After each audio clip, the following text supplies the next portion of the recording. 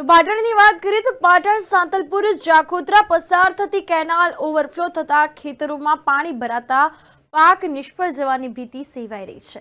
નર્મદા નિગમની કેનાલ અવારનવાર ઓવરફ્લો થવાની ઘટના જે છે તે સામે આવતી હોય છે।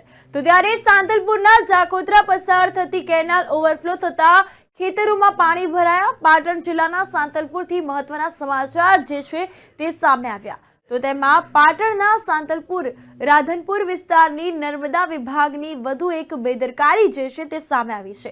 પાટણના રાધનપુરમાં નર્મદા વિભાગની બેદરકારીના કારણે સાંતલપુર વિસ્તારમાં પસાર થતી કેનાલ અવારનવાર ઓવરફ્લો થઈ રહી છે। ત્યારે જાખોત્રા પસાર થતી કેનાલ ઓવરફ્લો થતા ખેતરોમાં પાણી ભરાયા છે। તો જીરું, ઘઉં, એરંડા સહિતના પાકોમાં પાણી ફરી વળ્યા। ખેડૂતોને ભારે નુકસાન વેઠવાનો વારો આવ્યો છે। કેનાલ તૂટતા ખેડૂત વર્ગ પરેશાન બન્યો છે। તો બીજી બાજુ વસંતભાઈ નામના ખેડૂત પાસે રિશ્વત માંગી હોવાનો પણ ઘટસ્ફોટ થયો છે। ત્યારે તંત્રની કામગીરી સામે અનેક પ્રકારના સવાલો જે છે તે ઊભા થયા છે। મારું નામ વસંત અણડા। મેં જાખોત્રા ડિસ્ટ્રિક્ટની અંદર કર્યું હતું બધું ખેતીવાડીની અંદર ખૂબ સારું હતું મારું, અને કેનાલ તૂટી એમાં મારું બધું ગયું। તે મેં એમને કીધું વિશાલભાઈ ગણવીતને, તો એમણે મારા કને રિશ્વત માંગી।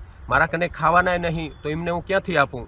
અને મારે કાંઈ બી થાય, હું ગરીબ માણસ છું, મારે છોકરા ક્યાંથી નભાવવા?